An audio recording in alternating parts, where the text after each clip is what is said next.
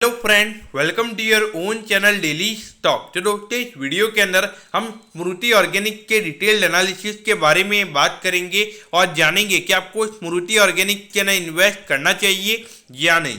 चलिए शुरू करते हैं।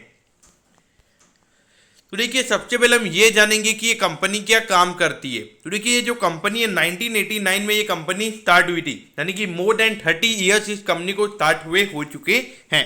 तो देखिए, ये जो कंपनी है ये एपीआई बनाने का ये कंपनी काम करती है, यानी कि जो फार्मा कंपनी यानी कि जो उनके जो ड्रग वगैरह बनते हैं तो उसके अंदर जो एपीआई यूज किया जाता है तो वो ये कंपनी बनाने का काम करती है, और उसके जो इंटरमीडिएट्स होते हैं वो ये कंपनी बनाने का काम करती है। तो बेसिकली अगर आप देखोगे, जो फार्मा कंपनीज होती हैं उन्हें ये कंपनी अपने प्रोडक्ट को डिस्ट्रीब्यूट करने का ये कंपनी काम करती है। और उसके अलावा अगर हम देखेंगे तो कंपनी के प्रोडक्ट एशिया, अमेरिका और अफ्रीका जैसी कंट्रीज के अंदर भी कंपनी के प्रोडक्ट एक्सपोर्ट होते हैं। तो अगर हम कंपनी के कुछ डेटा पॉइंट के बारे में अगर हम बात करेंगे तो देखिए, 208 करोड़ का इस कंपनी का मार्केट कैप है। तो एक स्मॉल कैप कंपनी है और काफ़ी छोटी सी कंपनी हमें ये नजर आती है। अराउंड 58.7 रुपीज़ का यहाँ पे बुक वैल्यू है, यानी कि अराउंड 3 टाइम्स यहाँ पे प्राइस टू बुक वैल्यू पे ये कंपनी हमें ट्रेड होती हुई नजर आ रही है।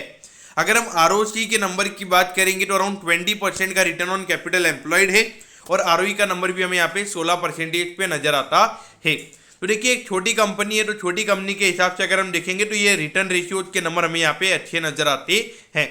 अब अगर हम पी रेशियो की बात करेंगे तो अराउंड 25 का यहाँ पे पी रेशियो है। तो पी रेशियो भी देखा जाए तो वैल्यूएशन वाइज भी यहाँ पे एक नॉर्मल वैल्यूएशन पे ये कंपनी हमें ट्रेड होती हुई नजर आ रही है। लेकिन यहाँ पर अगर हम डिविडेंड यील्ड की बात करेंगे तो 1.65% का यहाँ पे डिविडेंड यील्ड है। तो देखिए, जब कंपनी काफ़ी छोटी होती है और वहाँ पर अगर 1% से ज़्यादा का डिविडेंड है तो ये मेरे ख्याल से एक अच्छा इंडिकेशन हमें यहाँ पे नजर नहीं आता है। यानी कि कंपनी के पास इतनी ज़्यादा अपॉर्चुनिटीज नहीं है कि वो और अपनी कैपिटल को रीइन्वेस्ट करके अपने बिजनेस को ग्रो करे। तो देखिए, अगर आप देखोगे रिलायंस इंडस्ट्रीज की अगर आप बात करोगे, इस लेवल पे उनका बिजनेस ग्रो हो चुका है, अभी भी उनकी जो डिविडेंड यील्ड है वो भी 0.5% से कम है। तो देखिए, उन्हें लगातार अपॉर्चुनिटीज मिल रही है, इसीलिए लगातार अपनी कैपिटल को रीइन्वेस्ट करके अपने बिजनेस को ग्रो करने की कोशिश वहाँ पे होती जा रही है। और अगर हम यहाँ पे डेट की बात करेंगे तो सिर्फ 3 करोड़ का कंपनी के ऊपर डेट है। तो देखा जाए डेट टू इक्विटी से रिलेटेड हमें यहाँ पे कोई इश्यूज नजर नहीं आते हैं। अब अगर हम पिछले 4 साल के फाइनेंशियल्स की अगर हम बात करेंगे तो देखिए, 2021 में कंपनी को 17 करोड़ का टोटल नेट प्रॉफिट हुआ था, तो जो कि देखा जाए एक अच्छे नंबर थे। लेकिन यहाँ पे कंपनी के रेवेन्यू के नंबर्स कम हुए थे, तो ये सस्टेनेबल नहीं था। वहाँ पे थोड़े से मार्जिन भले इंप्रूव हुए थे, लेकिन अगर आपके रेवेन्यू के नंबर्स कम हो रहे हैं तो आपकी प्रॉफिटेबिलिटी ज़्यादा टाइम तक सस्टेनेबल नहीं रहने वाली है। तो देखिए, पिछले साल भले ही 6 करोड़ से कंपनी के रेवेन्यू के नंबर्स अप थे, लेकिन जो प्रॉफिटेबिलिटी थी वो यहाँ पे 7 करोड़ से कंपनी की कम थी। तो इन वे देखा जाए तो यहाँ पे पिछले 4 साल से कंपनी के अंदर कोई ज्यादा रेवेन्यू ग्रोथ देखने को नहीं मिला है। ऑल्दो कभी कभार प्रॉफिटेबिलिटी ज्यादा रही है, लेकिन पिछले साल प्रॉफिटेबिलिटी इसके कंपेरिजन में हमें यहाँ पे कम नजर आती है।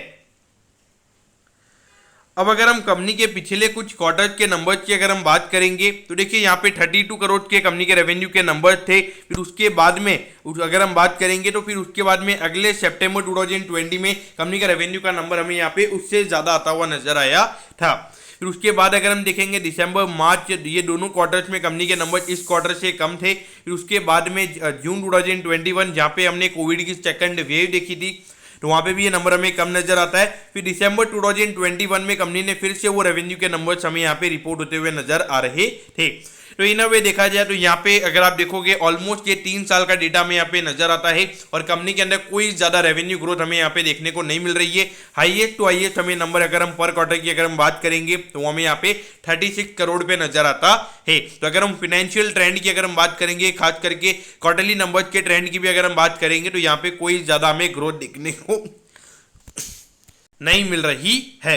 अब अगर हम नेट प्रॉफिट के नंबर्स की भी अगर हम बात करेंगे तो ये यहाँ पर जो हाईएस्ट कंपनी ने प्रॉफिट दिखाया है पिछले कुछ क्वार्टर्स में, तो ये हमें 5.84 करोड़ पे नजर आता है। और इसके बाद अगर हम देखेंगे तो दिसंबर 2021 में जब कंपनी ने फिर से रेवेन्यू के नंबर दिखाए थे, तब कंपनी का प्रॉफिट 3.5 करोड़ के लगभग हमें यहाँ पे नजर आता है। तो भले रेवेन्यू के नंबर फिर से यहाँ पे आ गए थे, लेकिन यहाँ पे नेट प्रॉफिट के मार्जिन कंपनी के कम हो गए थे, क्योंकि जो इन्फ्लेशन प्रेशर हमें यहाँ पे देखने को मिला है। तो देखिए, डेफिनेटली अगर हम देखेंगे जो 5 से 6% का इकोनॉमी में इन्फ्लेशन हमने देखा है, तो उतना भी अगर रेवेन्यू के नंबर्स कंपनी के नहीं बढ़ रहे हैं तो ये मेरे ख्याल से मुझे यहाँ पे प्रॉब्लम नजर आती है। तो देखा जाए तो कंपनी के फाइनेंशियल बिल्कुल भी अच्छे हमें यहाँ पे नजर नहीं आते हैं।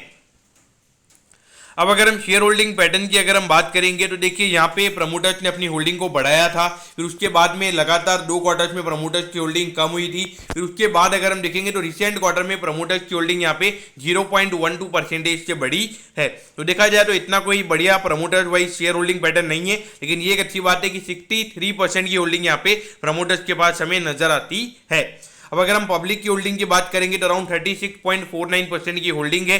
तो देखिए एक छोटी सी कंपनी है, तो यहाँ पे आप ये मत सोचिएगा कि म्यूचुअल फंड्स और एफआईआई की उनकी होल्डिंग यहाँ पे हमें दिखेगी, क्योंकि देखिए डेफिनेटली वो इन कंपनीज को ट्रैक नहीं करते, इनसे रिलेटेड ज़्यादा इन्फॉर्मेशन अवेलेबल नहीं होती है, तो इसीलिए वो यहाँ पे इन्वेस्ट नहीं करते हैं। और उनके भी कुछ रूल्स एंड रेगुलेशन होते हैं, क्योंकि आफ्टर ऑल वो जो पैसा इन्वेस्ट कर रहे हैं तो वो पैसा लोगों का ही होता है, तो वो पैसे को एकदम सेफली वो इन्वेस्ट करें, इसीलिए यहाँ पे छोटी कंपनीज पे इतना ज़्यादा ट्रैक उनका नहीं रहता है। अब अगर हम ऑपरेटिंग एक्टिविटी के कैश फ्लोज की अगर हम बात करेंगे तो वैसे तो अगर हम देखेंगे तो हर साल ये कंपनी ने positive operating cash flow generate किया है, लेकिन पिछले साल अगर हम देखेंगे तो ये नंबर हमें सिर्फ 2 करोड़ पे नजर आता है। तो देखिए कभी भी अगर ऑपरेटिंग कैश फ्लो का नंबर इतना ज्यादा कम हो जाता है तो आने वाले टाइम पे कंपनी को बिजनेस को सही से cash flow point of view से सही से हैंडल करना काफी मुश्किल हो जाता है, क्योंकि एक वर्किंग कैपिटल वाली जो साइकिल होती है वहां पे कंपनी की कहीं ना कहीं वहां पे एक तरीके से डिस्ट्रॉय होती हुई हमें नजर आती है। अगर हम इन्वेस्टिंग एक्टिविटी की अगर हम बात करेंगे, पिछले साल कंपनी ने 6 करोड़ का यहाँ पे री इन्वेस्टमेंट किया है, जिसमें से अगर हम देखेंगे तो 12 करोड़ का आउटफ्लो में यहाँ पे फाइनेंसिंग एक्टिविटी में भी नजर आता है। तो इसमें जो कंपनी ने डिविडेंड पे किए, थोड़े जो इंटरेस्ट वगैरह पे किए, तो वो हमें यहाँ पे नजर आते हैं।